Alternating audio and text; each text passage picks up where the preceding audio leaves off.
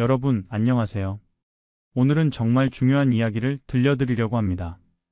혹시 길거리에서 허리 굽은 노인분이 폐지를 주우시는 모습 보신 적 있으시죠? 저도 얼마 전에 동네 슈퍼마켓 앞에서 그런 모습을 봤습니다. 80대로 보이는 할머니 한 분이 무거운 손수레를 끌고 계셨어요. 너무 안타까워서 말을 걸어봤더니 그분이 하신 말씀이 제 가슴을 아프게 했습니다. 젊었을 땐 나도 돈 좀 벌었어. 그런데 지금은 이렇게라도 안 하면 팝값도 안 나와. 여러분, 이게 남의 이야기가 아닙니다. 우리나라 노인 빈곤율이 OECD 국가 중에서 1위라는 거 아세요? 100명 중에 40명이 넘는 노인분들이 빈곤선 아래에서 살고 계십니다. 40%가 넘는다는 겁니다. 이건 통계 숫자가 아니라 우리 부모님이 될 수도 있고 10년, 20년 후에는 바로 우리 자신이 될 수도 있는 현실입니다. 그런데 말입니다. 저는 최근에 100세가 넘으신 어르신을 인터뷰할 기회가 있었습니다. 놀라운 건 그분은 80대까지만 해도 경제적으로 어려움을 겪으셨대요. 하지만 지금은 작은 아파트에서 편안하게 지내시면서 매달 연금도 받으시고 건강도 좋으시고 무엇보다 마음이 평안하시다고 하셨습니다. 제가 여쭤봤습니다. 어르신, 어떻게 그렇게 변하셨어요? 그분이 말씀하셨습니다. 내가 젊었을 때, 아니 70까지도 정말 많은 실수를 했어. 돈도 잘못 쓰고 건강도 안 챙기고 사람들하고도 안 어울리고. 그런데 80이 넘어서야 정신 차렸지. 그때부터 딱 10가지만 안 하기로 했어. 그랬더니 인생이 완전히 달라지더라고. 여러분, 오늘 제가 여러분께 들려드릴 이야기가 바로 이겁니다. 100세 노인이 직접 경험하고 깨달은 노후의 거짓골 안 당하려면 절대로 하지 말아야 할 10가지. 이거 10가지만 피하시면 여러분의 노후는 지금 상상하시는 것보다 훨씬 더 안전하고 행복할 수 있습니다. 지금부터 하나하나 자세히 말씀드릴 텐데요. 중간에 끄지 마시고 꼭 끝까지 들어주세요. 특히 마지막 10번째 항목은 정말 충격적입니다. 이거 하나만 잘못해도 평생 모은 돈이 한순간에 날아갈 수 있거든요. 자, 그럼 시작하겠습니다. 첫 번째, 절대로 하지 말아야 할 것. 자식에게 전 재산을 미리 넘기지 마세요. 이거 정말 중요합니다. 제가 아는 분 중에 65세에 은퇴하시면서 아들 결혼시킨다고 서울에 있는 아파트를 통째로 아들 명의로 넘겨주신 분이 계십니다. 그때만 해도 아들이 정말 효자였어요. 아버지 생신 때마다 찾아오고 명절 때는 용돈도 드리고 효도 관광도 보내드리고 그랬습니다. 그런데 문제는 5년 후에 생겼습니다. 아들이 사업에 실패했어요. 빚이 2억 원 가까이 생겼습니다. 그러자 아들 며느리가 갑자기 태도가 바뀌더래요. 아버님, 저희도 살기 힘들어요. 아파트 팔아서 빚 갚아야 해요. 그때부터 그 노인분은 갈 곳이 없어졌습니다.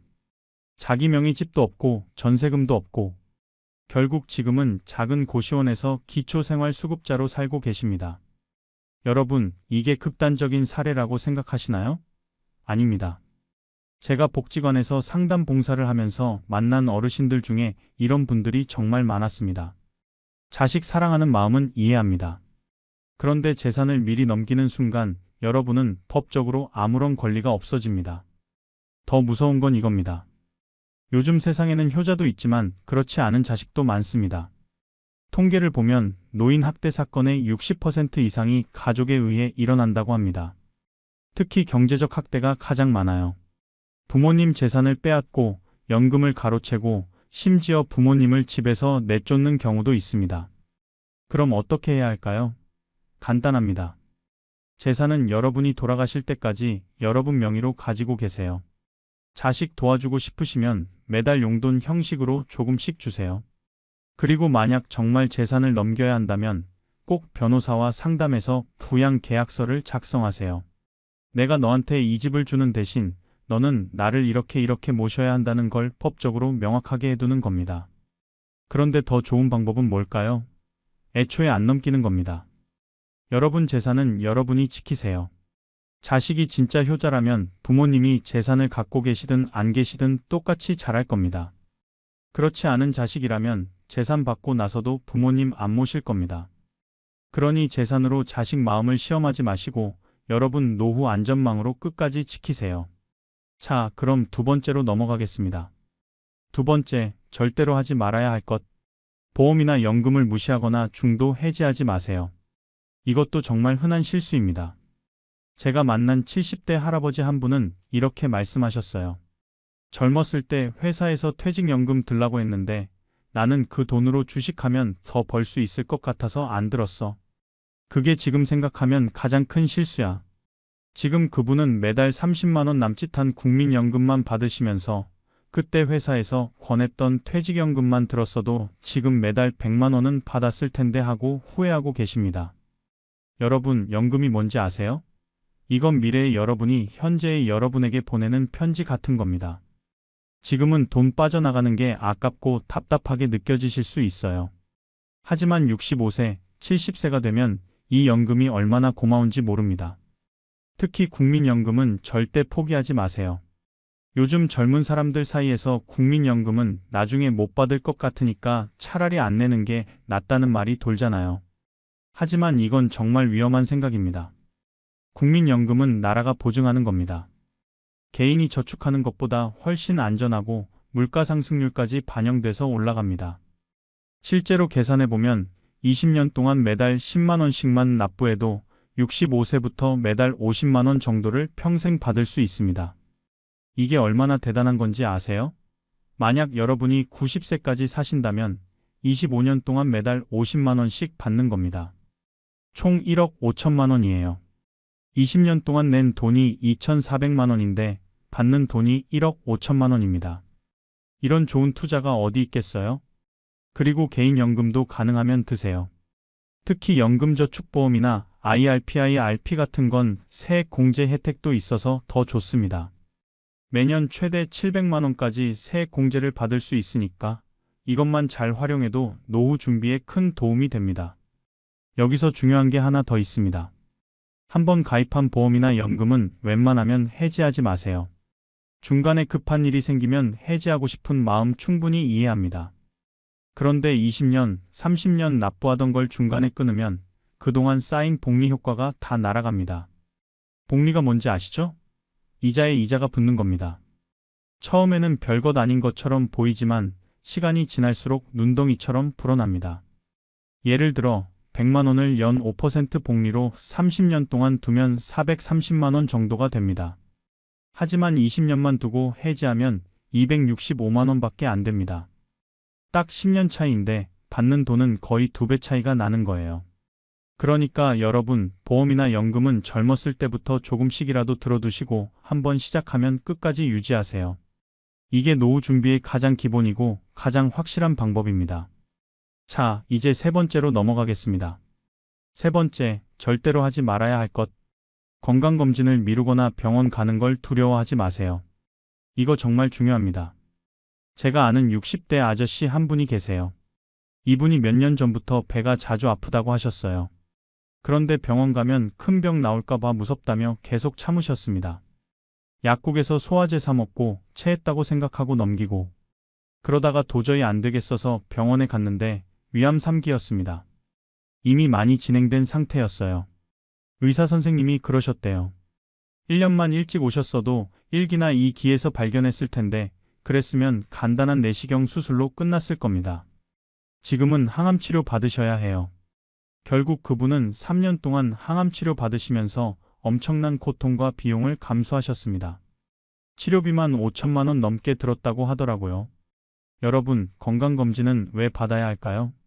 간단합니다. 병을 일찍 발견하기 위해서입니다. 대부분의 병은 초기에 발견하면 완치율이 90%가 넘습니다. 특히 암 같은 경우는 1기나 2기에서 발견하면 거의 100% 완치됩니다. 하지만 3기, 4기로 넘어가면 완치율이 50% 이하로 떨어집니다. 그리고 비용 면에서도 큰 차이가 납니다.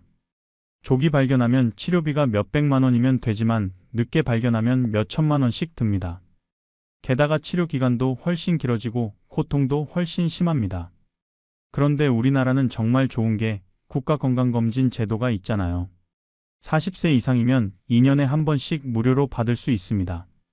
그리고 50세 넘으면 대장암, 위암 검사도 무료로 받을 수 있고요. 이렇게 좋은 제도를 왜 안 쓰세요? 많은 분들이 검진 받으면 뭔가 나올까봐 무섭다고 하시는데요. 오히려 반대로 생각하세요. 지금 검진 받아서 발견하는 게 나중에 증상 생겨서 발견하는 것보다 100배 낫습니다. 모르는 게 약이 아니라 아는 게 약입니다. 그리고 한 가지 더, 몸에 이상 신호가 오면 절대 참지 마세요. 요즘 인터넷에 증상 검색하면 온갖 병명이 다 나오잖아요. 거기서 이 정도면 괜찮겠지 하고 넘기지 마시고 꼭 병원 가서 정확하게 진단받으세요. 특히 이런 증상들은 절대 무시하면 안 됩니다.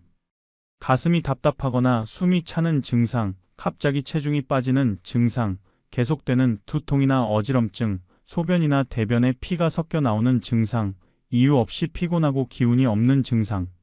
이런 증상들이 2주 이상 계속되면 반드시 병원에 가세요. 저는 여러분께 이렇게 말씀드리고 싶습니다. 병원비 아까워하지 마세요. 건강을 잃으면 모든 걸 잃는 겁니다. 돈은 나중에 다시 벌 수 있지만 건강은 한번 잃으면 다시 찾기 어렵습니다. 특히 나이 드신 분들은 회복력이 떨어지니까 더욱더 조기 발견, 조기 치료가 중요합니다. 자, 그럼 네 번째로 넘어가겠습니다. 네 번째, 절대로 하지 말아야 할 것. 운동을 완전히 멈추지 마세요. 이거 정말 많은 분들이 하시는 실수입니다. 은퇴하고 나면 이제 쉬어야지 하면서 하루 종일 집에만 계시는 분들이 많아요. 아침에 일어나서 TV 보시고, 점심 드시고, 또 TV 보시고, 저녁 먹고 또 TV 보시다가 주무세요. 이렇게 1년, 2년 지나면 어떻게 될까요? 근육이 빠집니다. 의학 용어로 근감소증이라고 하는데 50세 이후로는 1년에 1%씩 근육이 줄어든다고 합니다. 그런데 운동을 안 하면 이게 2%, 3%로 늘어납니다. 10년이면 20%, 30%가 줄어드는 거예요. 근육이 줄어들면 뭐가 문제일까요? 첫째, 낙상 위험이 높아집니다. 노인 낙상이 얼마나 무서운지 아세요?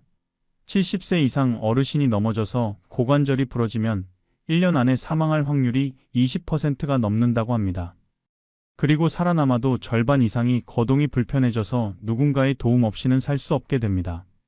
둘째, 당뇨병이나 고혈압 같은 만성질환이 생기거나 악화됩니다. 근육은 우리 몸에서 당을 소비하는 중요한 기관이거든요. 근육이 줄어들면 당 조절이 안 되고 그러면 당뇨병이 생깁니다. 혈압도 마찬가지고요. 셋째, 치매 위험이 높아집니다. 최근 연구에 따르면 규칙적으로 운동하는 노인은 그렇지 않은 노인보다 치매 발생률이 40%나 낮다고 합니다. 운동하면 뇌에 혈액 공급이 잘 되고 뇌세포가 활성화되기 때문입니다. 그럼 어떤 운동을 해야 할까요? 거창한 거 필요 없습니다. 매일 30분씩 걷기만 해도 충분합니다. 아파트 단지 한 바퀴 도는 것도 좋고 가까운 공원 산책하는 것도 좋습니다. 그리고 가능하면 근력 운동도 조금씩 하세요. 아령 들기, 스쿼트, 벽 팔굽혀펴기 같은 간단한 동작들이요. 처음에는 힘들어도 꾸준히 하면 몸이 금방 적응합니다. 제가 아는 80세 할머니 한 분은 65세에 은퇴하시고 나서 10년 동안 거의 움직이지 않으셨대요. 그러다가 75세에 건강검진을 받았는데 의사 선생님이 이대로 가면 몇 년 못 사신다. 당장 운동 시작하세요 라고 경고했답니다. 그때부터 그분이 매일 아침 30분씩 걷기 시작했어요. 처음에는 집 앞 한 바퀴 도는 것도 힘들었대요. 숨도 차고 다리도 후들거리고. 하지만 포기하지 않고 계속 걸었습니다. 6개월 후에는 30분이 1시간이 됐고 1년 후에는 등산도 다니기 시작했어요. 지금은 80세인데도 웬만한 60대보다 건강하십니다. 그분이 저한테 이렇게 말씀하셨어요. 나는 75세에 다시 태어났어. 그전까지는 그냥 죽기만 기다리면서 산 거야. 근데 운동 시작하고 나서 인생이 완전히 바뀌었어.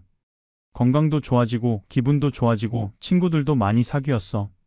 진작 시작할 걸 그랬다는 게 가장 후회돼. 여러분, 지금이라도 늦지 않았습니다. 오늘부터 시작하세요. 거창하게 헬스장 등록하실 필요 없습니다. 그냥 집 앞을 30분만 걸으세요. 매일 같은 시간에 꾸준히. 3개월만 지나면 몸이 달라지는 걸 느끼실 겁니다. 자, 이제 5번째로 넘어가겠습니다. 5번째, 절대로 하지 말아야 할 것.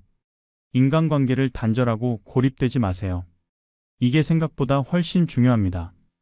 은퇴하고 나면 자연스럽게 사람 만나는 일이 줄어들잖아요. 회사 동료들도 안 보게 되고 바쁘게 살다 보니 친구들하고도 연락이 뜸해지고 그러다 보면 점점 집에만 있게 되고 하루 종일 말 한마디 안 하는 날도 생깁니다. 제가 만난 70대 할아버지 한 분은 이렇게 말씀하셨어요. 은퇴하고 나서 친구들 만나는 게 부담스러워졌어. 밥값도 나가고 교통비도 들고. 그래서 약속을 자꾸 거절하다 보니 나중엔 연락도 안 오더라고. 지금은 1년 내내 명절 때 자식들 보는 것 말고는 아무도 안 만나. 그런데 이게 얼마나 위험한지 아세요? 사회적 고립은 건강에 정말 나쁩니다. 연구 결과를 보면 사회적으로 고립된 노인은 그렇지 않은 노인보다 사망률이 50%나 높다고 합니다. 담배 피우는 것보다 더 위험하다는 거예요. 왜 그럴까요? 첫째, 우울증에 걸리기 쉽습니다. 사람은 사회적 동물이거든요. 혼자 있으면 자연스럽게 우울해지고 삶의 의욕이 떨어집니다. 우울증은 노인 자살의 가장 큰 원인 중 하나입니다. 둘째, 치매 위험이 높아집니다. 사람들과 대화하고 어울리고 활동하는 것 자체가 뇌 운동이거든요. 고립되면 뇌 자극이 줄어들고 그러면 치매에 걸릴 위험이 커집니다. 셋째, 건강 관리가 안 됩니다. 혼자 있으면 밥도 대충 먹게 되고 아파도 참게 되고 몸 관리를 소홀히 하게 됩니다. 그런데 주변에 사람이 있으면 얼굴색이 안 좋은데 병원 갔어? 이렇게 관심을 가져주잖아요. 이게 큰 도움이 됩니다. 그럼 어떻게 해야 할까요?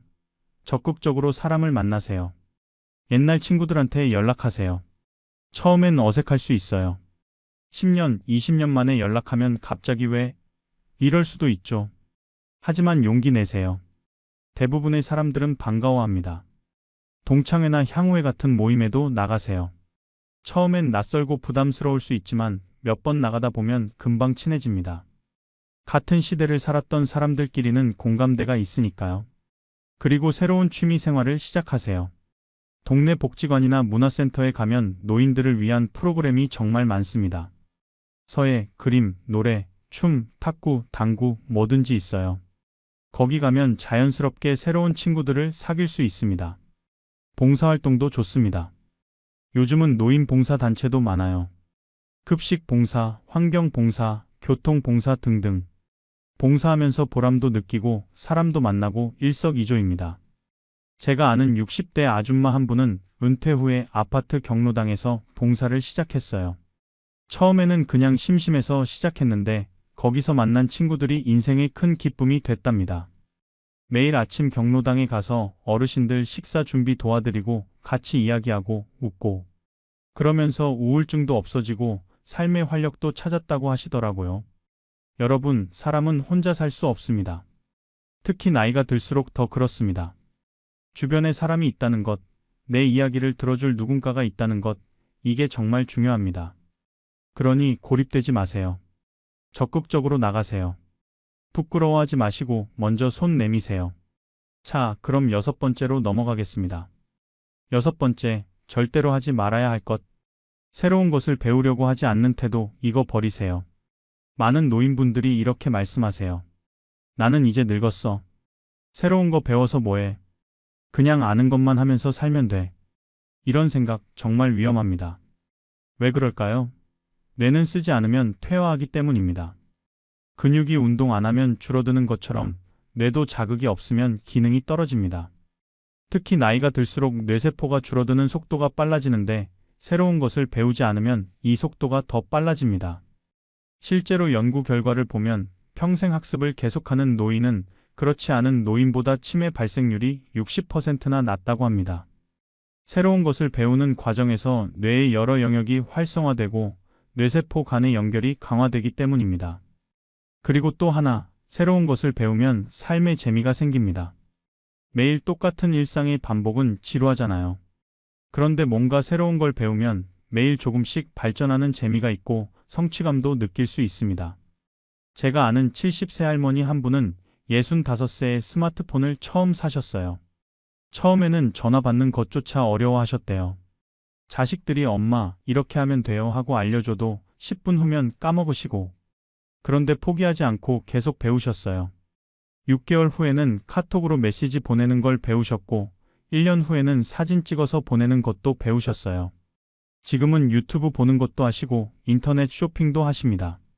심지어 요즘은 인스타그램에 손주들 사진 올리는 재미로 사신대요.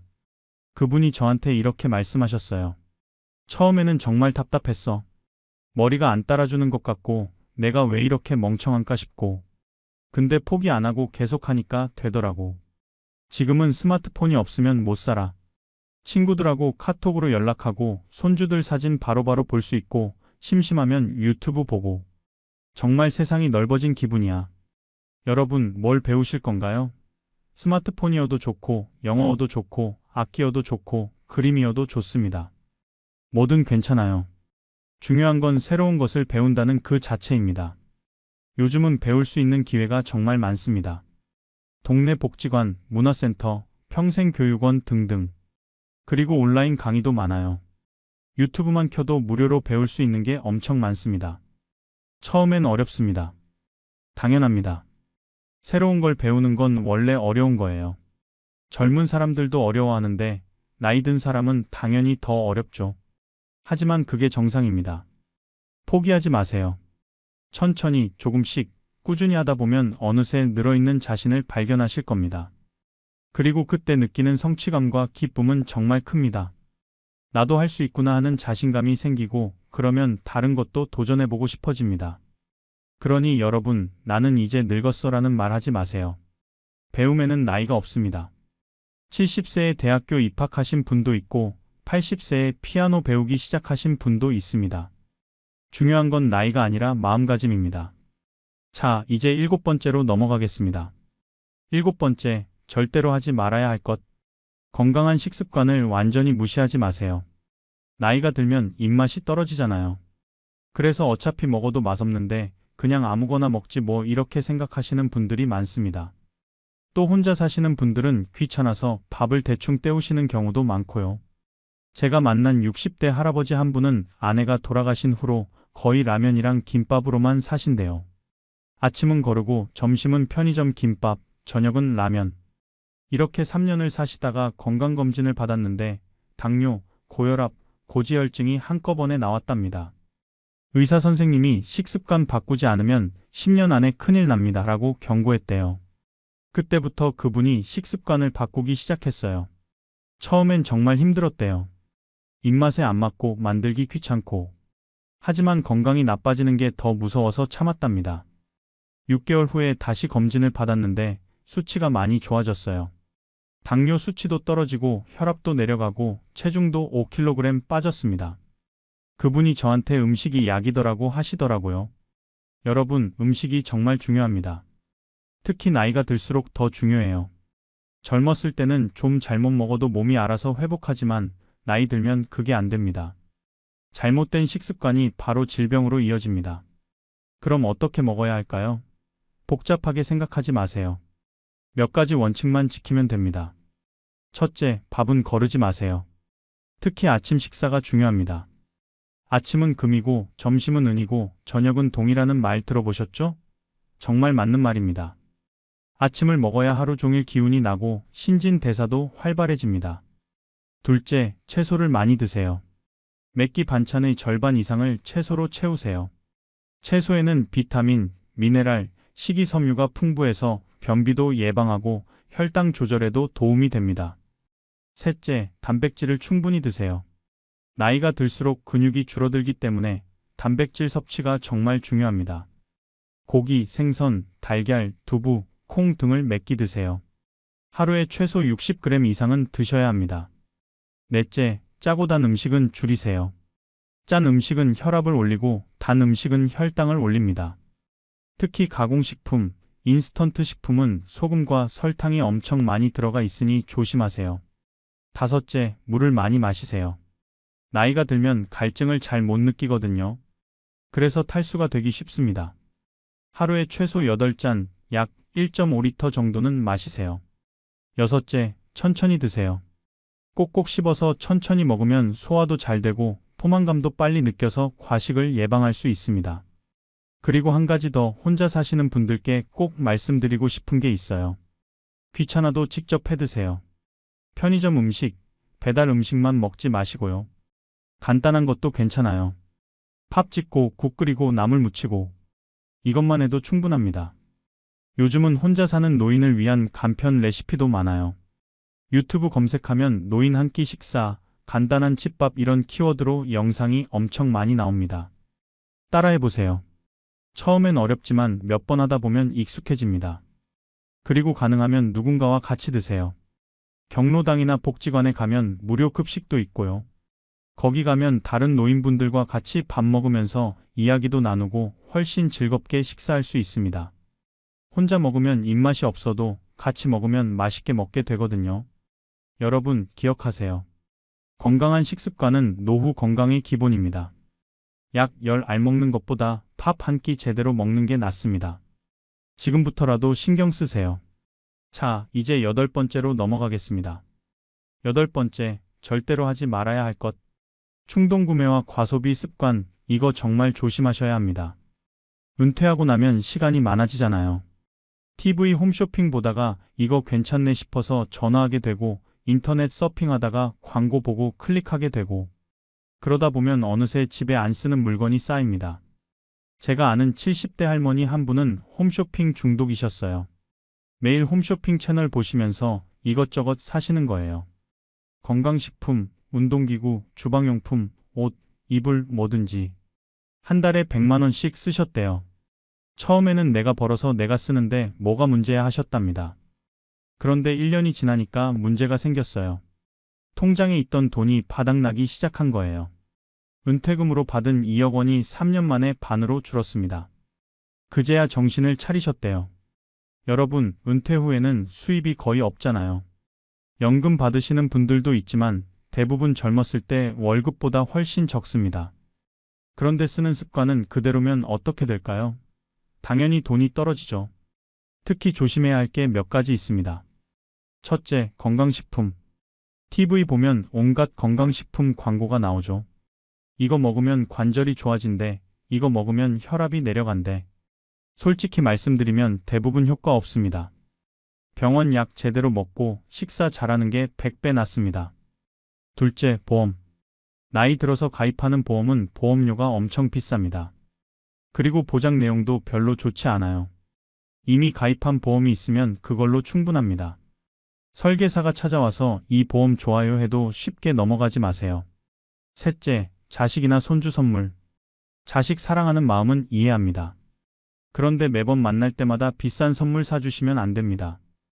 여러분 노후 자금이 먼저예요. 자식들이 진짜 효달하면 부모님이 돈 쓰시는 거 원하지 않습니다. 그럼 어떻게 해야 할까요? 간단합니다.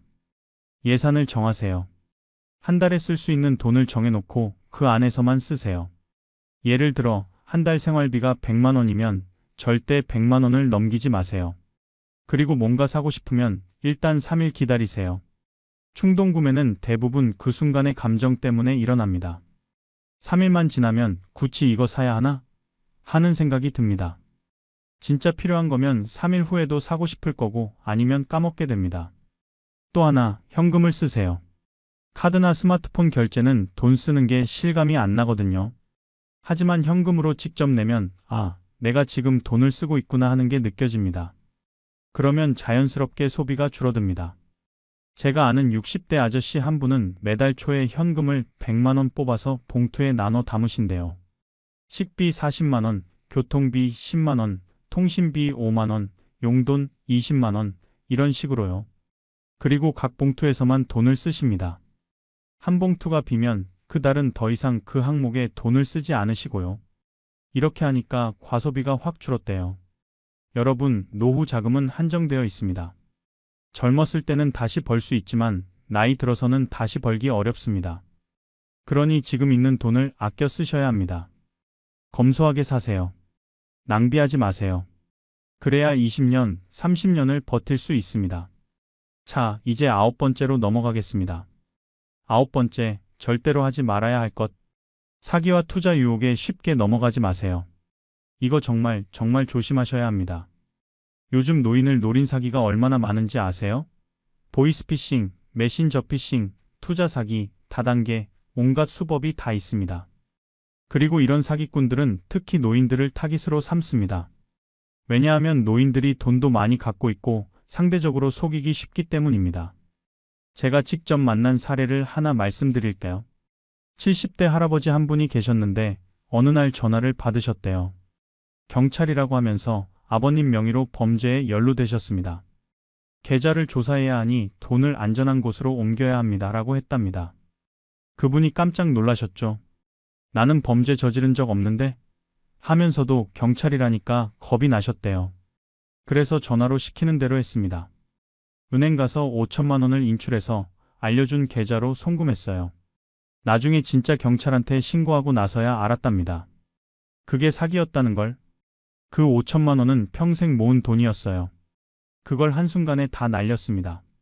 그분이 저한테 하신 말씀이 잊혀지지 않아요. 나는 평생 성실하게 살았어. 남 속인 적도 없고 남한테 피해준 적도 없어. 그런데 왜 내가 이런 일을 당해야 하나? 여러분, 이게 남의 이야기가 아닙니다. 작년 한 해 동안 보이스피싱 피해액이 1조 원이 넘었답니다.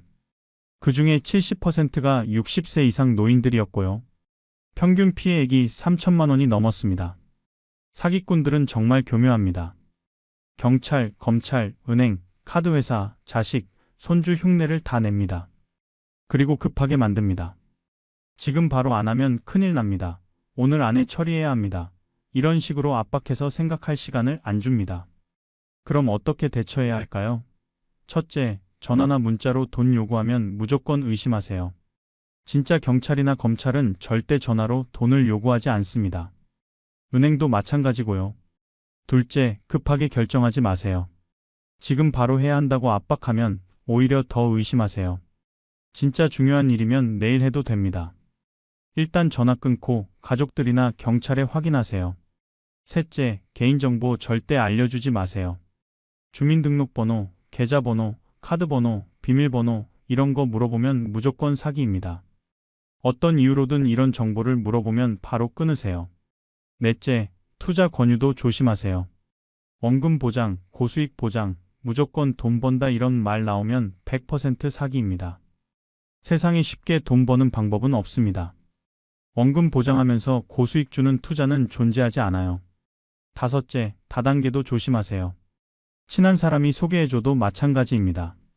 이거 하면 한 달에 100만 원 벌 수 있어. 초기 가입비 100만 원만 내면 돼. 이런 말 나오면 의심하세요. 제가 아는 60대 아줌마 한 분은 친구 소개로 건강식품 다단계에 가입했다가 3천만 원 날렸습니다. 처음에는 친구가 우리 같이 하자. 돈도 벌고 건강도 챙기고 이렇게 말해서 믿었대요.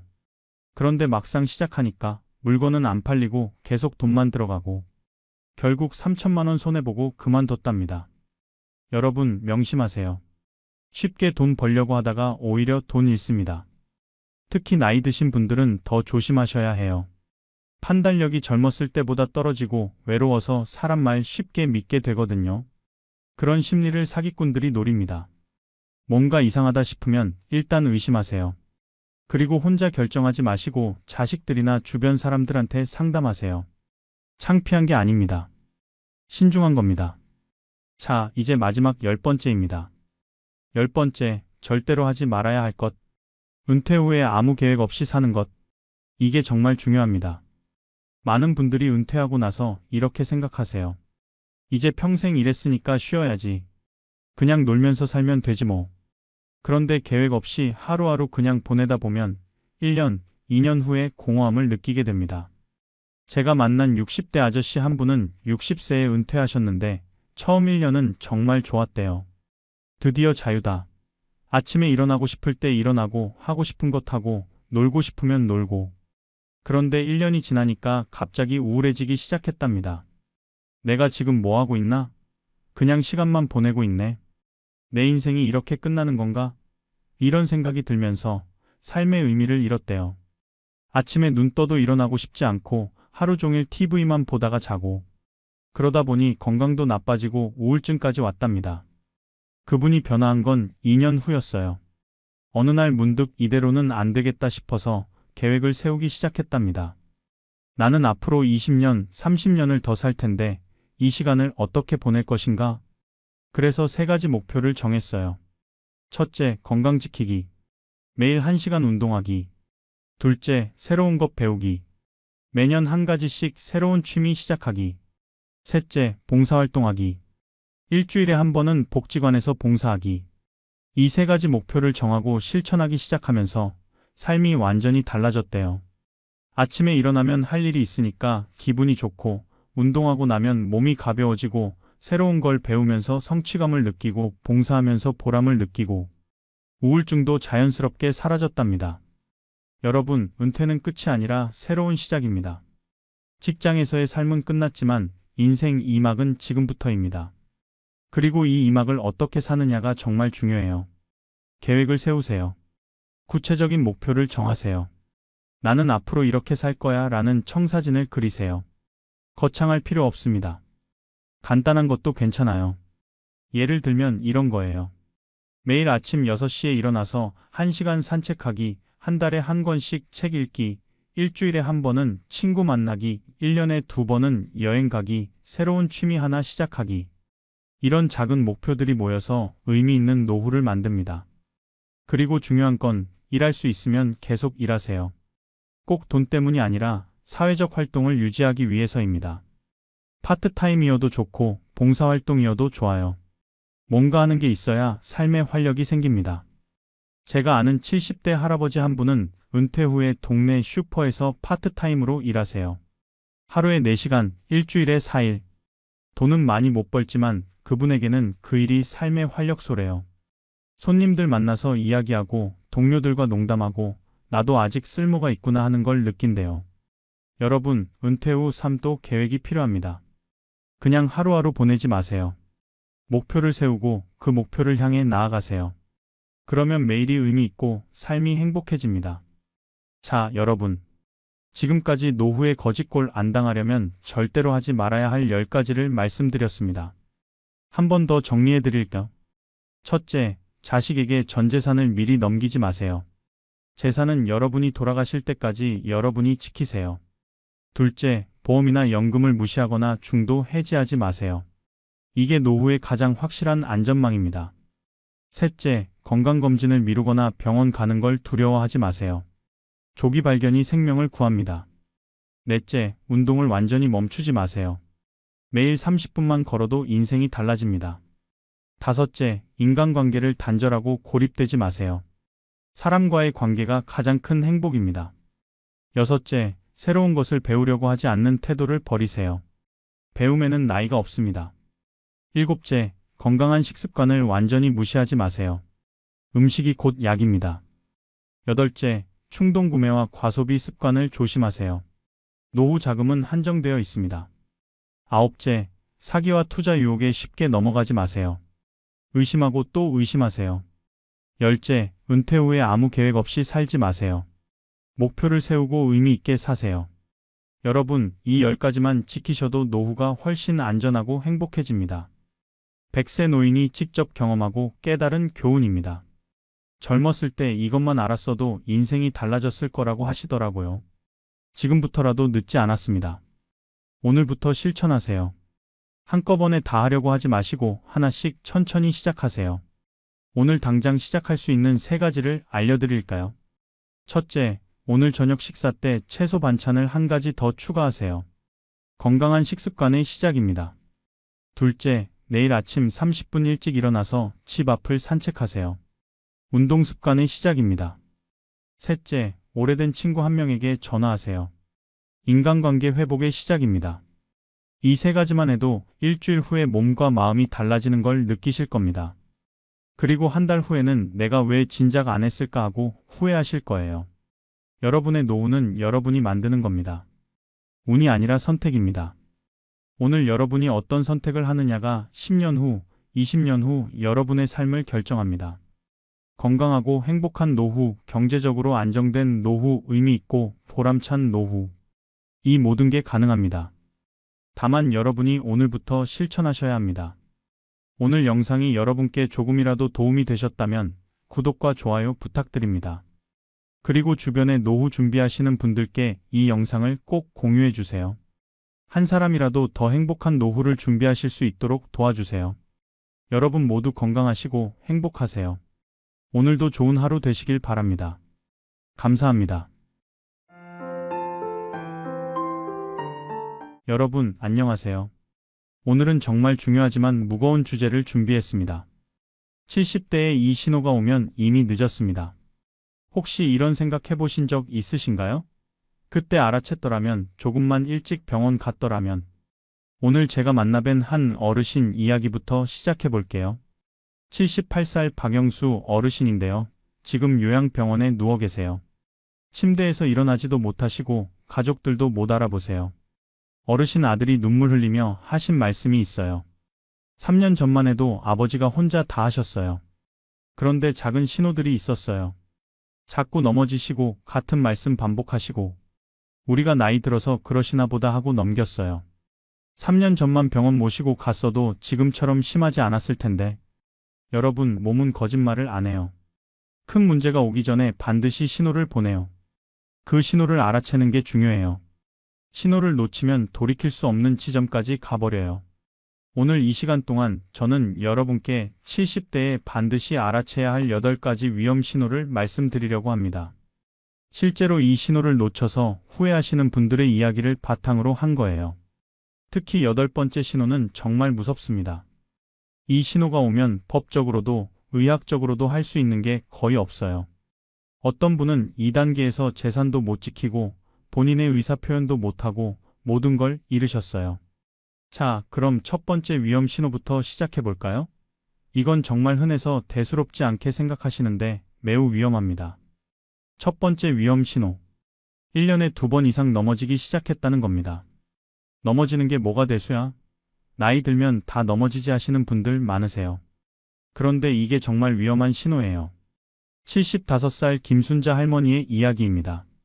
할머니는 작년 봄에 집에서 넘어지셨어요. 화장실 가다가 문턱에 걸려서요. 일어나시면서 괜찮아, 다친 데 없어. 나이 들어서 그래 하셨어요. 딸이 엄마, 병원 가보세요 라고 했는데 괜찮다니까. 별일 아니야 라고 하셨죠. 여름에 또 넘어지셨어요. 이번엔 시장 가다가 길에서요. 또 넘어졌네. 요즘 왜 자꾸 넘어지지? 조심해야겠어 하셨는데 그래도 병원은 안 가셨어요. 가을에 3번째로 넘어지셨어요. 이번엔 집 현관에서요. 그런데 이번엔 일어나지 못하셨어요. 너무 아프신 거예요. 병원 실려가니까 고관절 골절이래요. 의사 선생님이 할머니 수술하셔야 해요 라고 하셨어요. 수술 받으시고 입원 3개월 하셨어요. 퇴원하셨는데 혼자 걷지 못하세요. 보행기 사용하셔야 해요. 그런데 여기서 끝이 아니었어요. 침대에 오래 누워 계시니까 폐렴이 왔어요. 다시 입원. 폐렴 치료 받으시고 퇴원했는데 몸이 너무 약해지셨어요. 지금은 요양원 계세요. 할머니가 첫 번째 넘어졌을 때 병원 갔어야 했어요. 딸 말 들을걸. 이제 평생 걷지 못해요 라고 후회하셨습니다. 두 번째 분은 71살 이철수 어르신이십니다. 어르신은 1년에 5번 넘어지셨어요. 처음엔 나이 들어서 그래 하셨는데 5번째 넘어지셨을 때 척추 골절됐어요. 수술 받으셨는데 완전히 회복 못 하셨어요. 지금은 휠체어 생활하세요. 어르신이 한번 넘어졌을 때 왜 병원 안 갔을까? 자꾸 넘어지는 건 병이었는데 나는 몰랐어요 라고 하셨습니다. 세 번째 분은 73살 박미란 할머니십니다. 할머니는 2년 동안 10번 넘게 넘어지셨어요. 가족들이 엄마 병원 가세요. 왜 자꾸 넘어지세요? 라고 했는데 나이 들면 다 그래. 별일 아니야 라고 하셨죠. 결국 크게 넘어지셔서 뇌출혈 오셨어요. 지금은 식물인간 상태세요. 가족들이 진작 병원 모시고 갔어야 했는데라고 후회하고 계십니다. 네 번째 분은 68살 정동수 어르신이십니다. 어르신은 1년에 2번 넘어지시고 나서 바로 병원 가셨어요. 검사해보니까 파킨슨병 초기래요. 그래서 약 드시기 시작하셨고 재활 운동도 하세요. 덕분에 지금은 안 넘어지세요. 어르신이 일찍 발견해서 다행이에요. 늦었으면 지금쯤 휠체어 탔을 거예요 라고 하셨습니다. 다섯 번째 분은 70살 최영희 할머니십니다. 할머니는 자꾸 넘어지셔서 병원 가니까 뇌졸중 전조 증세래요. 치료 받으시고 지금은 괜찮으세요. 할머니가 넘어지는 게 뇌졸중 신호인 줄 몰랐어요. 일찍 병원 가서 다행이에요 라고 하셨습니다. 여러분, 낙상이 왜 위험한지 아세요? 첫째, 균형 감각 상실의 신호예요. 자꾸 넘어진다는 건 뇌의 균형 조절 기능이 떨어진다는 거예요. 파킨슨병, 치매, 뇌졸중 전조일 수 있어요. 둘째, 근력 저하의 경고예요. 다리 힘이 약해져서 넘어지는 거예요. 근육이 계속 줄어들면 결국 못 걷게 돼요. 셋째, 치매 초기 증상일 수 있어요. 공간 인지 능력이 떨어져서 문턱, 계단 같은 걸 못 보는 거예요. 넷째, 약물 부작용일 수 있어요. 혈압약, 수면제 같은 거 드시면 어지러워서 넘어질 수 있어요. 통계를 보면 정말 무서워요. 70세 이상 어르신이 낙상 후 1년 내 사망률이 30%래요. 3명 중 1명은 1년 안에 돌아가신다는 거예요. 고관절 골절되면 50%가 다시 못 걸어요. 절반은 평생 휠체어나 침대 생활이에요. 그럼 어떻게 해야 할까요? 한번 넘어졌을 때 바로 병원 가세요. 괜찮아 하지 마시고요. 왜 넘어졌는지 원인을 찾아야 해요. 2번 넘어졌다면 즉시 병원 가서 정밀 검사 받으세요. 뇌, 근력, 균형 감각 다 검사하셔야 해요. 3번 넘어지기 전에 대비하세요. 세 번째는 큰 골절로 이어질 가능성이 높아요. 집안 환경도 정비하세요. 문턱 없애고 화장실에 손잡이 달고 미끄럼 방지 매트 깔고요. 넘어지는 건 나이 탓이 아니에요. 병의 신호예요. 절대 가볍게 생각하지 마세요. 하지만 낙상보다 더 놓치기 쉬운 신호가 있었습니다. 2번째 위험 신호. 같은 질문을 하루에 3번 이상 반복한다는 겁니다. 나이 들면 건망증 생기지 뭐 하시는 분들 많으세요. 그런데 하루에 3번 이상 같은 질문하시면 그건 건망증이 아니라 치매예요. 78살 홍동수 어르신의 이야기입니다. 어르신은 3년 전부터 같은 질문을 하셨어요. 아침에 오늘 무슨 요일이야? 물으시고 점심에 또 오늘 무슨 요일이야? 저녁에 또 오늘 무슨 요일이야? 가족들이 아버지 아침에 말씀드렸잖아요 라고 하면 내가 그랬어? 기억 안 나는데 하셨어요. 처음엔 가족들도 나이 드시니까 건망증 생기시나 봐 했어요. 그런데 점점 심해지는 거예요. 3개월 후에는 약속을 까먹기 시작하셨어요. 내일 병원 가기로 했잖아요 해도 내가 언제 그랬어? 하시고요. 6개월 후에는 가족 이름을 헷갈리기 시작하셨어요. 큰아들을 작은아들 이름으로 부르시고요. 1년 후에는 길을 잃기 시작하셨어요. 평생 살던 동네에서 집을 못 찾으시는 거예요. 그제야 가족들이 병원 모시고 갔어요. 진단은 치매. 그런데 의사 선생님이 많이 진행됐네요. 왜 이제 오셨어요? 라고 하시더래요. 의사 선생님이 초기에 왔으면 약으로 진행을 늦출 수 있었는데 이제는 효과가 별로 없을 거예요 라고 하셨대요. 2년이 지난 지금 어르신은 가족을 못 알아보세요. 큰아들을 보고 누구세요? 왜 남의 집에 들어와요? 라고 하세요. 큰아들이 울면서 말했어요. 3년 전만 병원 갔어도 지금처럼 심하지 않았을 텐데 왜 그때 나이 들어서 그러시나 보다 하고 넘겼을까요? 정말 후회돼요. 2번째 분은 75살 안밀한 할머니십니다. 할머니도 같은 질문 반복하셨는데 가족들이 6개월 방치했어요. 6개월 후에 병원 갔더니 치매 중기래요.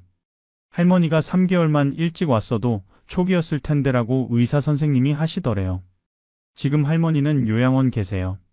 가족들이 진작 병원 갔어야 했는데라고 후회하고 계십니다.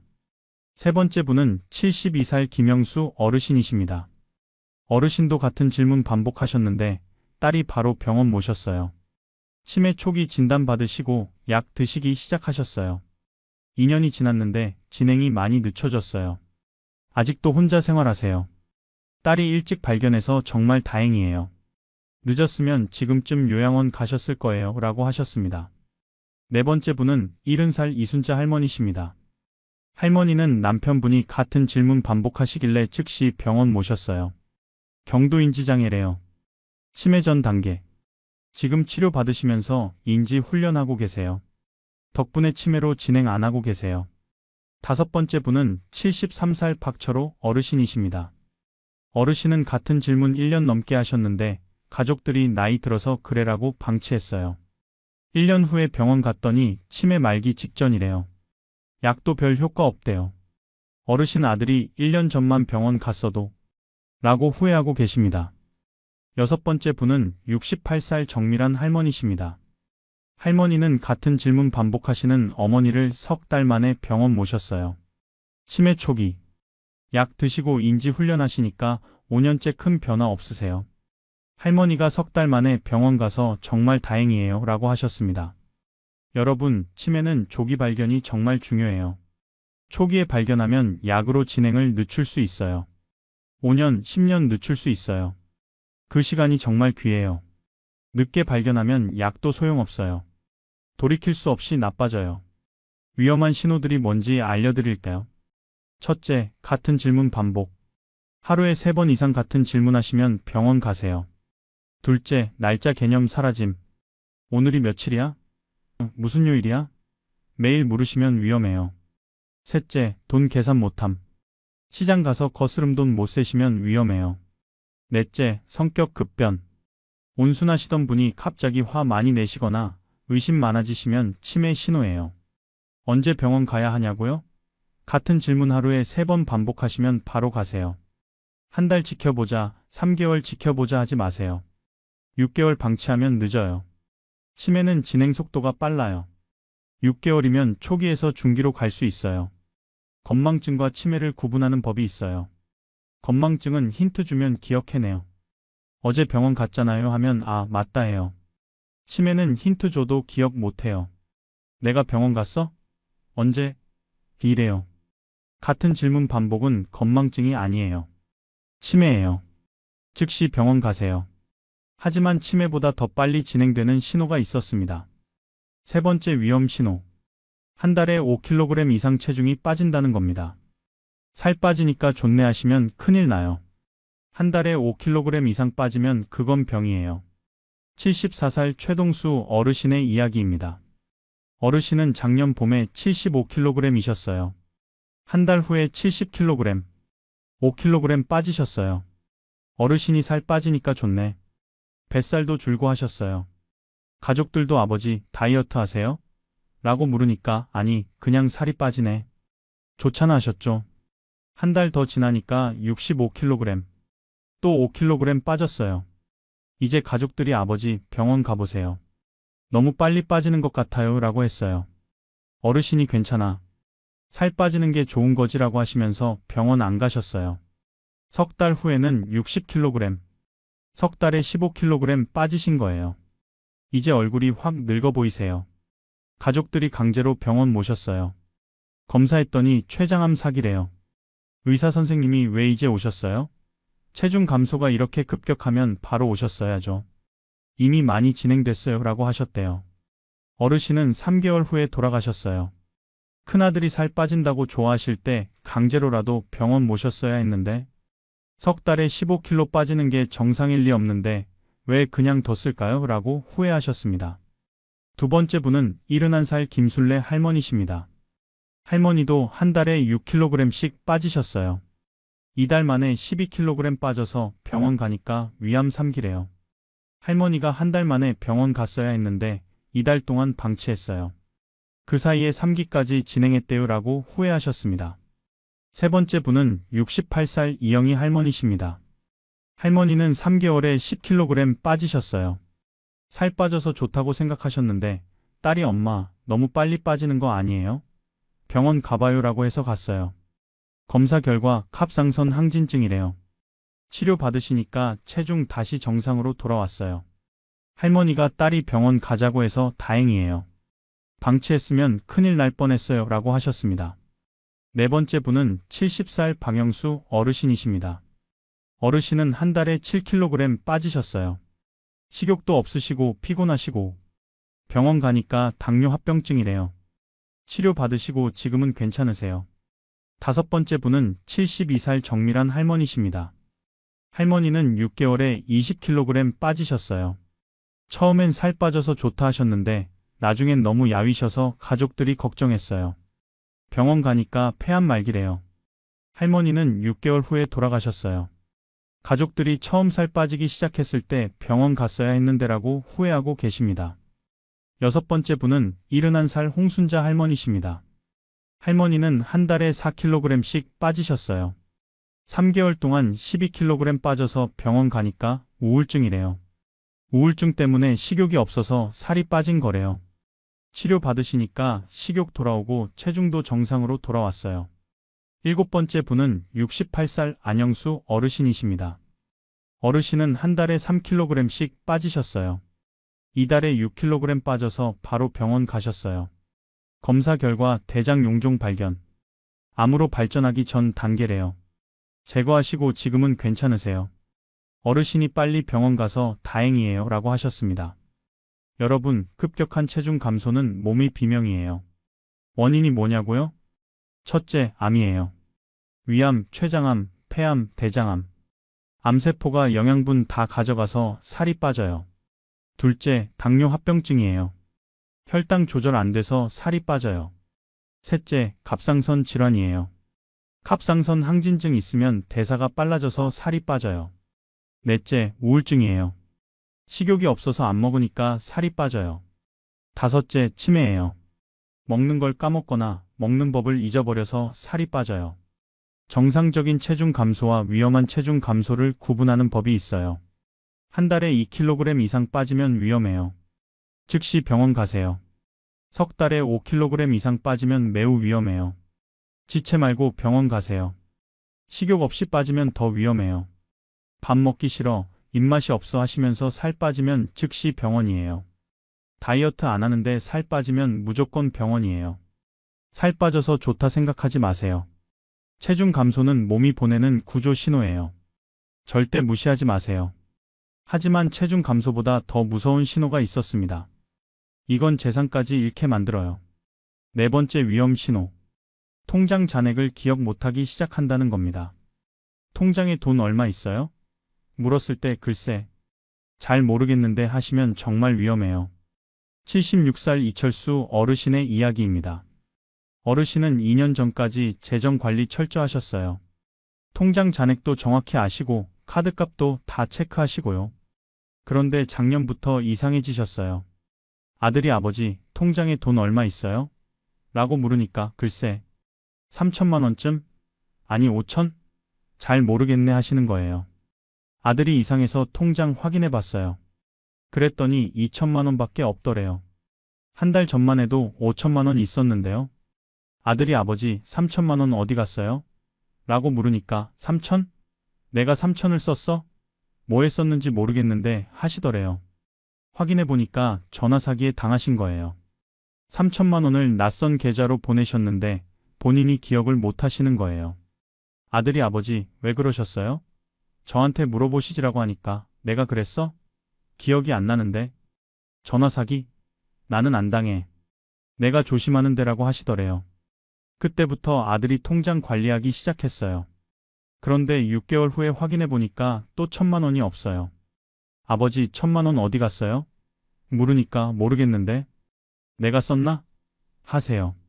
알고 보니 작은 아들이 가져간 거예요. 아버지 돈 좀 빌려주세요 하면서 1천만 원 가져갔는데 어르신이 기억을 못 하시는 거예요. 큰아들이 작은아들한테 너 1천만 원 가져갔지? 라고 하니까 아버지가 주셨어. 빌린 거 아니고 이러더래요. 큰아들이 아버지 동생한테 1천만 원 주셨어요? 물으니까 1천만 원? 내가? 언제? 하시더래요. 큰아들이 결국 아버지 통장을 본인이 완전히 관리하기로 했어요. 근데 1년 후에 계산해 보니까 2년 동안 총 5천만 원이 사라진 거예요. 전화 사기, 작은아들이 가져간 돈, 불필요한 물건 구매, 기억 못하는 지출. 다 합치니까 5천만 원. 큰아들이 아버지가 재정 관리 못하시는 거 일찍 알았어야 했는데 2년 동안 5천만 원 날렸어요 라고 후회하셨습니다. 두 번째 분은 73살 박순자 할머니십니다. 할머니는 통장 관리 못하시는 걸 딸이 몰랐어요. 3년 동안 방치했더니 통장에 있던 8천만 원이 2천만 원으로 줄었어요. 6천만 원이 사라진 거죠. 어디 갔냐고요? 홈쇼핑이요. 할머니가 매일 홈쇼핑 보시면서 이것저것 사셨는데 본인이 기억을 못 하시는 거예요. 집에 가보니까 안 뜯은 택배가 수십 개. 같은 물건을 여러 개 사셨어요. 건강식품 같은 거 10박스씩 사셨는데 먹지도 않으세요. 딸이 엄마 이거 왜 이렇게 많이 사셨어요? 라고 물으니까 내가 샀어? 기억이 안 나는데 하시더래요. 3년 동안 6천만 원이 홈쇼핑으로 날아간 거예요. 딸이 진작 엄마 통장 관리했어야 했는데라고 후회하고 계십니다. 세 번째 분은 70살 정영희 할머니십니다. 할머니는 카드값이 얼마 나오는지 모르세요. 매달 500만 원씩 나오는데 얼마 나와요? 물으면 글쎄 100만 원? 200? 하세요. 확인해 보니까 매달 불필요한 지출이 300만 원씩 1년이면 3,600만 원이에요. 아들이 카드 관리하기 시작했더니 지출이 월 200만 원으로 줄었어요. 1년에 3,600 절약하는 거죠. 네 번째 분은 74살 최미란 할머니십니다. 할머니는 재정 관리 완전히 못하세요. 딸이 처음부터 관리해줘서 재산 지켰어요. 엄마 혼자 했으면 사기당하고 낭비하고 다 잃었을 거예요 라고 하시더래요. 다섯 번째 분은 68살 홍동수 어르신이십니다. 어르신은 금전 감각 떨어지시는 거 본인이 아시고 아들한테 내가 이제 재정 관리 못할 것 같아. 네가 해줘라고 하셨어요. 아들이 관리해주니까 재산 잘 지켜지고 있어요. 어르신이 일찍 아들한테 맡겨서 다행이에요 라고 하셨습니다. 여섯 번째 분은 71살 안영수 어르신이십니다. 어르신은 통장 관리 못하시는데 자녀들이 몰랐어요. 5년 동안 방치했더니 재산 1억 있었는데 3천만 원밖에 안 남았어요. 7천만 원이 사라진 거죠. 전화 사기, 홈쇼핑, 불필요한 지출, 자녀들이 가져간 돈. 다 합치니까 7천만 원. 자녀들이 아버지 재정 관리 못하시는 거 왜 진작 몰랐을까? 5년 동안 7천만 원 날렸어요 라고 후회하고 계십니다. 여러분, 금전 감각 상실이 왜 위험한지 아세요? 첫째, 사기의 표적이 돼요. 전화 사기, 보이스피싱, 다 금전 감각 없는 어르신들 노려요. 둘째, 자녀의 착취 대상이 돼요. 나쁜 자녀들이 부모 재산 가져가요. 부모가 기억 못하시는 거 이용하는 거죠. 셋째, 불필요한 지출 증가해요. 홈쇼핑, 불필요한 물건, 같은 거 여러 번 사고. 넷째, 재산 소진돼요. 3년, 5년 방치하면 재산 다 사라져요. 언제 후견인 제도 고려해야 하냐고요?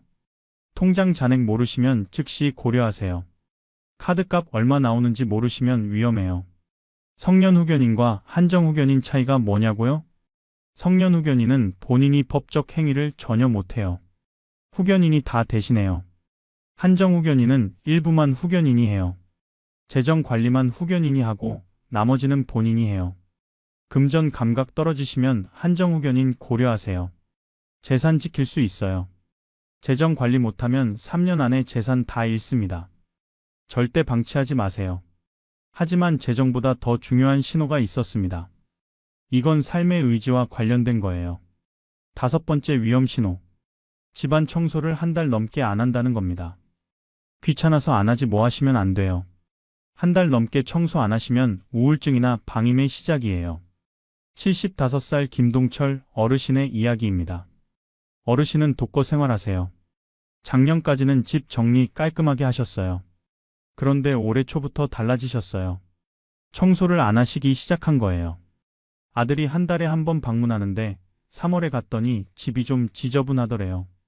아버지, 청소 좀 하세요 라고 했더니 응, 해야지 하셨어요. 4월에 갔더니 더 지저분해요. 싱크대에 설거지 안 한 그릇이 쌓여 있고 쓰레기도 안 버리셨어요. 아버지, 왜 이렇게 사세요? 하니까 귀찮아서. 나 혼자 사는데 뭐 하시더래요. 5월에 갔더니 정말 심각했어요. 쓰레기 더미, 악취, 온 집이 난장판. 어르신도 씻지 않으셔서 냄새가 나요. 아들이 놀라서 아버지, 왜 이렇게 사세요? 병원 가봐야겠어요 라고 했더니 괜찮아. 그냥 귀찮아서 그래 하시더래요. 병원 모시고 가니까 우울증이래요.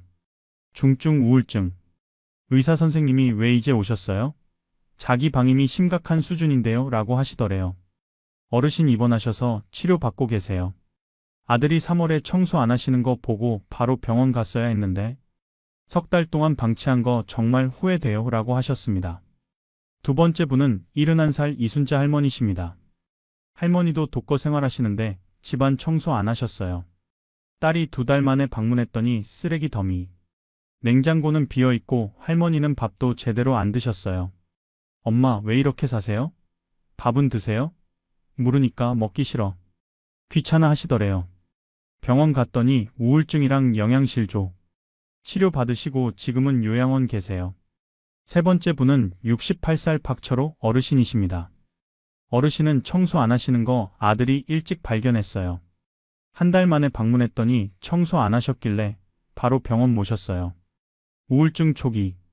치료 받으시니까 괜찮아지셨어요. 아들이 한 달 만에 발견해서 다행이에요. 늦었으면 큰일 날 뻔했어요. 라고 하셨습니다. 네 번째 분은 70살 정밀한 할머니십니다. 할머니는 집안 청소 안 하시는데 딸이 6개월 몰랐어요. 6개월 만에 방문했더니 집이 완전 쓰레기장. 할머니도 씻지 않으셔서 피부병까지 생기셨어요. 병원 갔더니 중증 우울증이랑 인지 기능 저하. 의사 선생님이 6개월 방치하면 안 되죠. 왜 이제 오셨어요? 라고 하시더래요. 다섯 번째 분은 72살 최영희 할머니십니다. 할머니는 혼자 사시는데 매일 아들이 전화로 안부 확인해요. 어느 날 오늘 청소했어요? 물으니까 아니, 귀찮아서 하시길래 바로 방문했어요. 집이 지저분하길래 병원 모셨더니 초기 우울증. 빨리 발견해서 치료 잘 받으셨어요. 여섯 번째 분은 71살 홍순자 할머니십니다. 할머니는 자기 관리 완전히 포기하셨어요. 청소 안 함, 설거지 안 함, 씻지 않음, 빨래 안 함, 밥 안 먹음. 모든 게 멈춘 거예요. 가족이 한 달 만에 발견했는데 이미 늦었어요. 심각한 우울증이랑 신체 기능 저하. 지금은 요양병원 계세요. 여러분, 자기 방임이 왜 위험한지 아세요? 첫째, 우울증 신호예요. 살 의욕이 없어요. 아무것도 하기 싫어요. 이게 우울증이에요. 둘째, 인지 기능 저하예요. 청소하는 법을 잊어버리거나 청소해야 한다는 생각 자체를 못하는 거예요. 셋째, 신체 기능 저하예요. 몸이 안 좋아서 청소를 못하는 거예요. 넷째, 사회적 고립이에요. 아무도 안 만나고 집에만 있으니까 청소할 필요를 못 느끼는 거예요. 다섯째, 급속한 노쇠예요. 자기 관리 포기하면 6개월 안에 와상 상태 될 수 있어요. 독거 어르신이 특히 위험해요. 가족이랑 같이 살면 가족이 알아채는데 혼자 살면 모르잖아요. 언제 개입해야 하냐고요? 한 달 넘게 청소 안 하시면 즉시 개입하세요. 병원 모시고 가세요. 설거지 안 한 그릇이 싱크대에 쌓여 있으면 위험 신호예요. 씻지 않아서 악취가 나면 심각한 거예요. 빨래 안 해서 같은 옷만 계속 입으시면 방임 시작이에요. 밥 안 먹어서 냉장고가 비어 있으면 생명이 위험해요. 자기 관리 포기는 삶 포기의 신호예요. 절대 방치하지 마세요. 하지만 자기 방임보다 더 직접적으로 위험한 신호가 있었습니다. 여섯 번째 위험 신호. 만성 통증을 3개월 이상 방치한다는 겁니다. 나이 들면 다 아파하시면서 참으시면 안 돼요. 3개월 이상 아프시면 반드시 병원 가셔야 해요. 76살 안영수 어르신의 이야기입니다. 어르신은 1년 전부터 무릎이 아프셨어요. 나이 들면 무릎 다 아프지 뭐. 파스 붙이면 돼 하시면서 병원 안 가셨어요. 석 달 지나도 아프신데 참을 만해. 괜찮아 하셨어요. 6개월 지나니까 점점 더 아프세요. 계단 오르내리기 힘들어지셨어요. 그래도 조금만 참자 하셨어요. 1년 지나서 아들이 강제로 병원 모셨어요. 검사 결과 무릎 연골이 다 닳았대요. 인공관절 수술 받으셔야 한대요. 의사 선생님이 왜 1년 동안 참으셨어요? 3개월 전에 오셨으면 수술 안 해도 됐을 텐데. 이제는 수술밖에 방법이 없어요 라고 하시더래요. 어르신 수술 받으시고 재활 중이신데 완전히 회복은 안 되세요. 3개월 만에 병원 갔어야 했는데 1년 참은 거 정말 후회돼요 라고 하셨습니다. 두 번째 분은 72살 김술래 할머니십니다. 할머니는 6개월 동안 배가 아프셨어요. 소화가 안 되나 봐. 소화제 먹으면 되겠지 하시면서 병원 안 가셨어요. 6개월 후에 너무 아파서 병원 가니까 대장암 3기래요. 의사 선생님이 왜 6개월 동안 참으셨어요? 3개월 전에 오셨으면 2기였을 텐데라고 하시더래요. 할머니는 항암 치료 받고 계시는데 완치는 어렵대요. 배 아픈 거 참지 말걸. 3개월 만에 병원 갔어야 했어요 라고 후회하고 계십니다. 세 번째 분은 70살 이영희 할머니십니다. 할머니는 석 달 동안 허리가 아프셨어요. 나이 들면 허리 다 아파. 파스나 붙이지 뭐 하시면서 참으셨어요. 석 달 만에 딸이 엄마 병원 가봐요 라고 해서 갔더니 디스크 파열이래요. 수술 받으셔야 한대요. 수술 받으시고 지금은 좀 나아지셨는데 완전히 안 나으세요. 석 달 참은 거 후회돼요. 한 달 만에 병원 갔으면 수술까지는 안 했을 텐데라고 하셨습니다. 네 번째 분은 73살 박영수 어르신이십니다. 어르신은 2주일 동안 가슴이 아프셨어요. 체한가 봐. 괜찮아지겠지 하시면서 참으셨는데 2주일 후에 쓰러지셨어요. 응급실 실려가니까 심근경색이래요. 응급수술 받으셨는데 심장에 후유증 남으셨어요. 의사 선생님이 가슴 통증은 참으면 안 됩니다. 바로 응급실 오셨어야죠. 2주일 참으신 게 정말 위험했어요. 자칫 돌아가실 뻔했어요 라고 하시더래요. 어르신이 가슴 아픈 거 참지 말걸. 바로 병원 갈 거리라고 후회하고 계십니다. 다섯 번째 분은 68살 정밀한 할머니십니다. 할머니는 4개월 동안 두통이 있으셨어요. 머리 아픈 게 뭐 큰일이야. 진통제 먹으면 되지 하시면서 참으셨어요. 4개월 후에 갑자기 의식 잃으셨어요. 병원 가니까 뇌종양이래요. 수술 받으셨는데 이미 많이 커진 상태. 의사 선생님이 두통이 4개월 동안 계속됐으면 바로 오셨어야죠.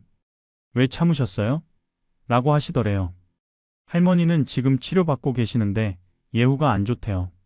두통 참은 거 너무 후회돼요 라고 하셨습니다. 여섯 번째 분은 70살 최동수 어르신이십니다. 어르신은 한 달 동안 무릎 아프셔서 바로 병원 가셨어요. 검사 결과 관절염 초기. 약 드시고 물리치료 받으시니까 괜찮아지셨어요. 어르신이 한 달 만에 병원 가서 다행이에요. 참았으면 큰일 날 뻔했어요 라고 하셨습니다. 일곱 번째 분은 71살 홍순자 할머니십니다. 할머니는 2개월 동안 어깨가 아프셨어요. 2개월 만에 병원 가니까 50견. 치료 받으시니까 금방 나으셨어요. 할머니가 2개월 만에 병원 가서 다행이에요. 더 참았으면 더 오래 아팠을 거예요 라고 하셨습니다. 여덟 번째 분은 68살 안밀한 할머니십니다. 할머니는 허리 아프신 거 한 달 만에 병원 가셨어요. 검사 결과 디스크 초기. 물리치료랑 약으로 나으셨어요. 수술 안 하셨어요. 할머니가 한 달 만에 병원 가서 수술 안 했어요. 참았으면 수술까지 갔을 거예요 라고 하셨습니다. 아홉 번째 분은 72살 김철수 어르신이십니다. 어르신은 복통이 일주일 계속되길래 바로 병원 가셨어요. 검사 결과 대장 용종. 내시경으로 제거하시고 끝. 암으로 발전하기 전에 발견하신 거예요. 어르신이 일주일 만에 병원 가서 큰 병 막았어요. 참았으면 암 됐을 거예요 라고 하셨습니다. 여러분, 통증은 몸이 경고해요. 절대 참으면 안 돼요. 3개월 이상 지속되는 통증은 반드시 병원 가셔야 해요. 조금만 참자 하지 마세요. 점점 심해지는 통증은 즉시 병원이에요. 시간 지날수록 악화되는 건 큰 병 신호예요. 참을 수 없는 통증은 응급실이에요. 특히 가슴 통증, 두통은 생명과 직결돼요. 70대 흔한 통증과 위험 신호 알려드릴까요? 무릎 통증 3개월 이상 아프면 관절염이나 연골 손상. 방치하면 인공관절 수술. 허리 통증 3개월 이상 아프면 디스크. 방치하면 수술해도 안 나아요. 복통 한 달 이상 아프면 위암, 대장암 의심. 즉시 병원. 가슴 통증 2주일 이상 아프면 심장질환. 지체 말고 응급실. 두통 한 달 이상 계속되면 뇌종양, 뇌졸중 의심. 즉시 병원.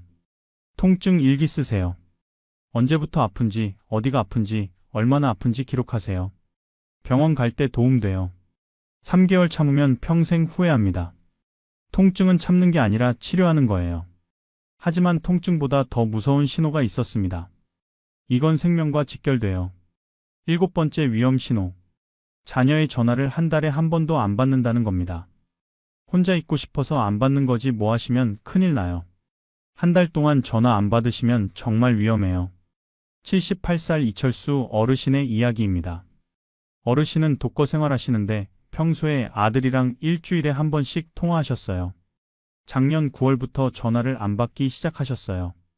아들이 한 번 전화했는데 안 받으시길래 바쁘신가 보다 했어요. 일주일 후에 또 전화했는데 또 안 받으세요. 이상한데? 싶었지만 나중에 전화하시겠지 했어요. 2주일, 3주일 지나도 안 받으세요. 한 달이 지났어요. 아들이 걱정돼서 집으로 찾아갔어요. 문 두드려도 대답이 없어요. 열쇠로 문 열고 들어가니까 어르신이 침대에 쓰러져 계셨어요. 바로 99 불러서 병원 실려갔어요. 의사 선생님이 뇌졸중으로 쓰러지신 지 일주일 정도 된 것 같아요. 왜 이제 오셨어요? 라고 하시더래요. 어르신은 3개월 입원하시고 퇴원하셨는데 반신불수예요. 왼쪽 몸을 못 쓰세요. 아들이 한 달 동안 전화 안 받으시는 거 왜 빨리 확인 안 했을까? 일주일 만에 찾아갔어야 했는데 정말 후회돼요 라고 하셨습니다. 두 번째 분은 71살 박순자 할머니십니다.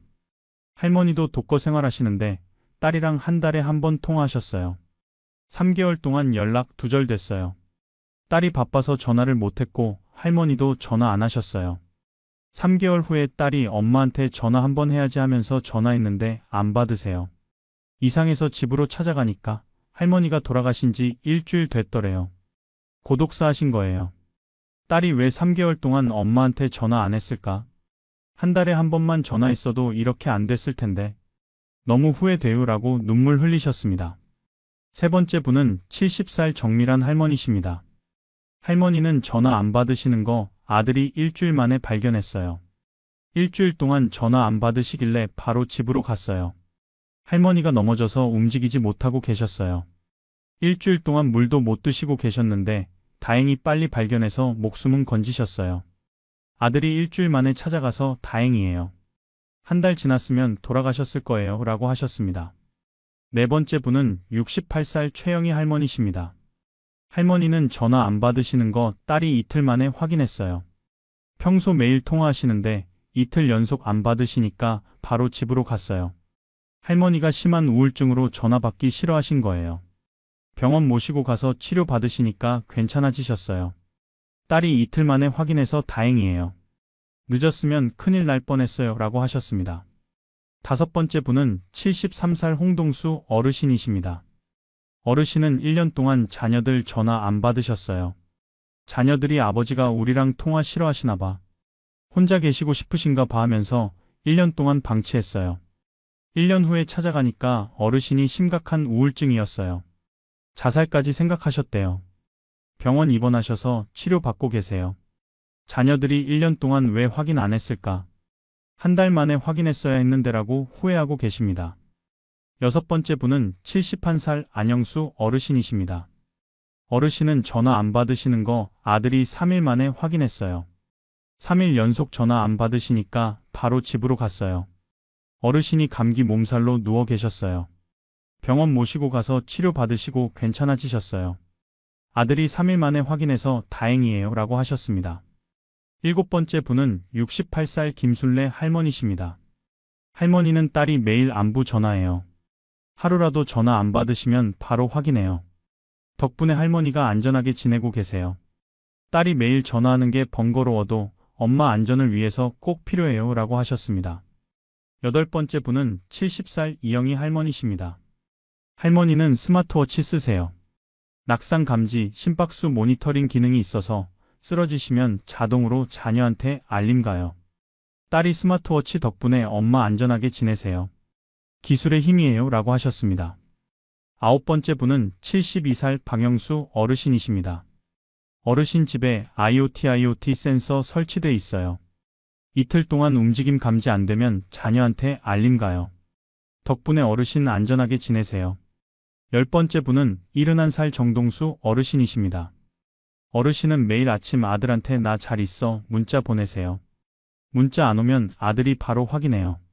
이 시스템 덕분에 안전하게 지내고 계세요. 여러분, 사회적 고립이 왜 위험한지 아세요? 첫째, 우울증 생겨요.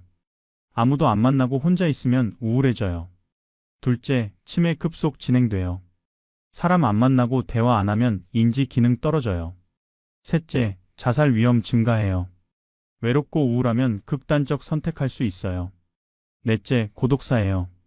쓰러져도 아무도 몰라요. 발견될 때는 이미 늦어요. 왜 전화 안 받으실까요? 우울증 때문이에요. 통화하기 싫어요. 자녀에게 짐 되기 싫어서예요. 바쁜데 전화하면 귀찮게 하는 거야 라고 생각하세요. 인지 기능 저하 때문이에요. 전화기 사용법을 잊어버리세요. 청력 저하 때문이에요. 전화벨 소리를 못 들으세요.